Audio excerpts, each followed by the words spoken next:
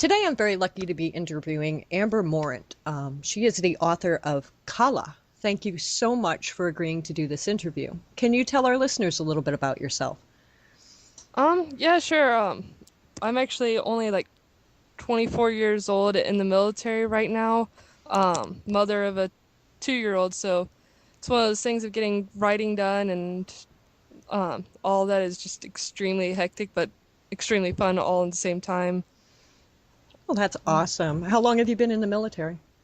I'll actually be hitting my 8 years in October. Oh, well, congratulations and thank you for your service because you guys don't get to hear it enough. And your son is two?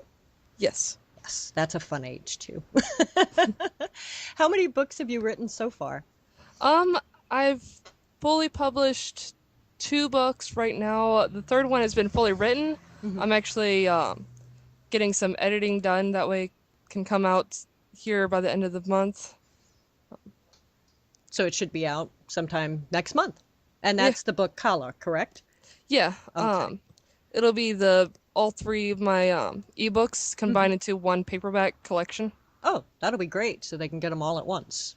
Yeah. That's awesome. Did you always see yourself as being a writer?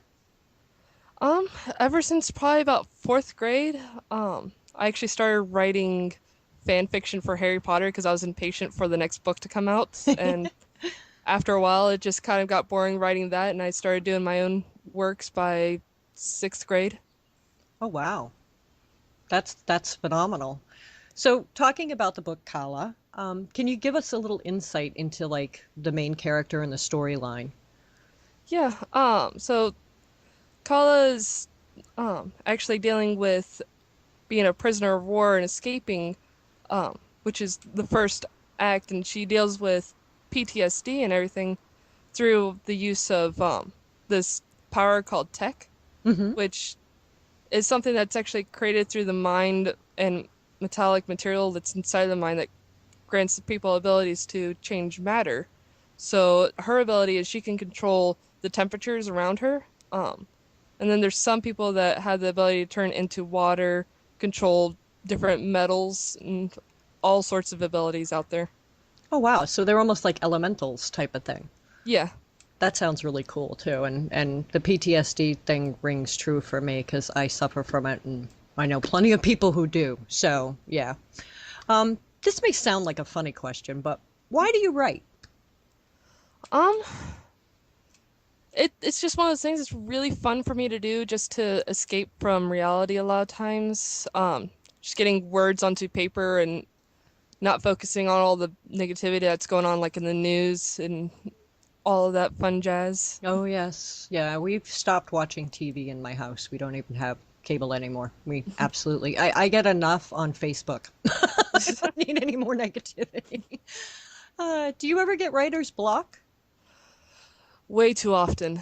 Um, it's more I write myself into corners and then I just kind of throw my arms up in the air and just call it quits versus actual just I don't know what to write kind Hmm. of deal. And usually the only way I can easily fix it is to reread all of that I've done for the past few pages Hmm. and figure out what started the writing into a corner and go from there and fix it all and change a lot of the wording. Usually gets me out. It's like editing before you even write. Yeah. Do you set a special time or a place to write? I'm sure that's hard with a 2-year-old. Yeah, it's one of those things that I've tried setting times and places, but it's too strict for me. So a lot of times I'll just have a little notebook on hand and be constantly handwriting everything as often as I can, and or having one of my iPads and just writing on that. There you go, that works. And I was going to ask if you wrote longhand typewriter or computer, but it's going to be a little bit of everything minus the typewriter because you Yeah, just have to do it when you can. yeah. What I'd was the love to write on typewriter, but Oh, yes, I miss those. My mom had a beautiful IBM. I loved that one. How much research do you have to do when you write? um, since a lot of, I mean, Kala required a lot of research more so into the idea of like how the temperatures and everything worked when it, because it's all set in the UK. Hmm. So the spellings of everything and just different areas in relative perspective.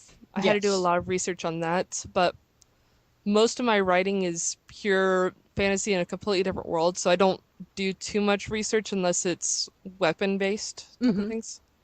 Oh, nice. Now, what was the hardest part about writing this book? I think the hardest part was that it was an urban fantasy Mm-hmm. versus the high and epics that I usually write. So including cars and technology was really interesting of an aspect to try to avoid dating it, uh, Yeah. while also not sounding too convoluted during the whole thing. Mm-hmm. Now, what was the easiest part about writing the book? Probably the easiest was just getting into the mind of Kala, because the whole idea of PTSD and prisoner of war and stuff.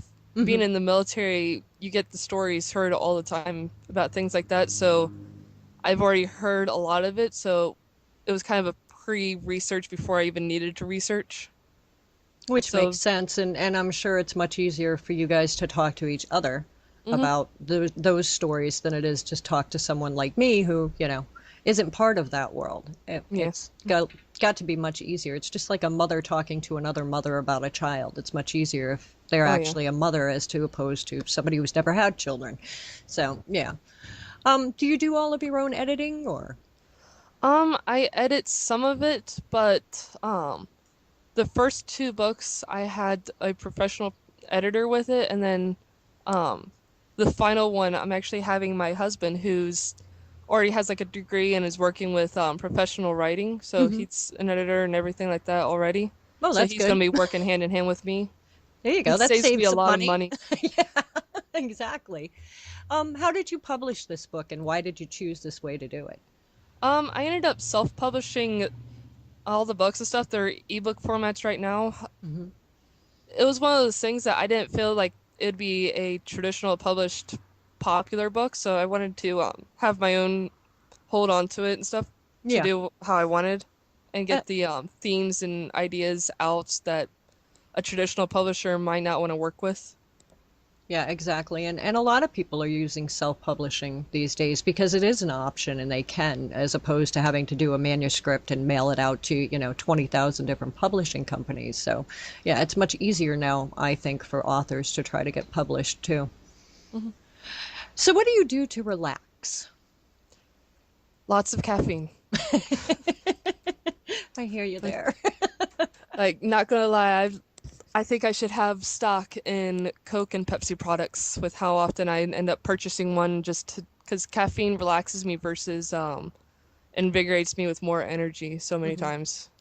Yeah, and a lot of people are that way. My son is that way. It works in reverse. It's like NyQuil. You can't give that boy NyQuil. It'll put him off the walls. So, yeah, it's just some people it works in reverse. Mhm. Um, what authors have inspired you?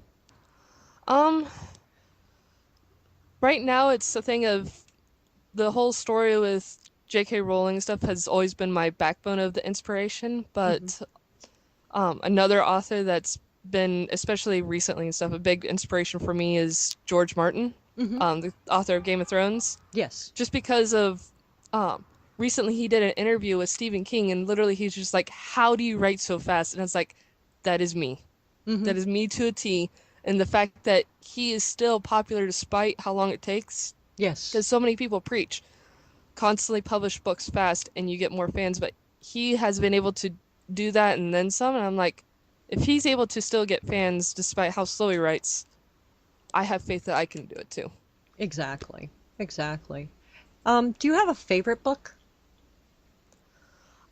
It's always based on my mood and stuff. It jumps around depending on um what I'm reading and how I'm feeling at the time. Like right now, my favorite books are the Shannara Chronicles. I just Hmm. started that actually a few months ago with the first book, Sword of Shannara, Hmm. and I started watching the show and stuff when it came out too, and I've just been in love with that right now. That's awesome. Now, for your own reading, do you prefer to read an actual book or are you more of a digital type of person for your own reading? Um, I kind of like both and stuff. They have their own aspects in a way of benefits. Like, Hmm. with an ebook, if I jump from one area to another, I can find the page I'm writing versus if a bookmark falls out of paperback. Hmm. But my paperbacks and hardcovers I love just because of the fact that it's that classic feel and smell of just old paper. Yeah, that's my thing. I love old books. They have a smell to them, and it's a wonderful smell. Do you have any advice for aspiring writers? Um, my best advice would always be to never think that your stuff's not good enough because you may see your work and think it's horrible, but that's because you've seen your work so much. And a new set of eyes may not think that it's horrible at all. And you just have to keep looking at that and knowing there's someone out there that doesn't think that your stuff is horrible and you write to that person versus writing to your own self. Oh, that's a good idea too, because I guess we are our own worst critics. So, Mhm. yeah. So, where can our listeners find your books to check them out and purchase them? Because I know the new book, Kala, will be coming out next month.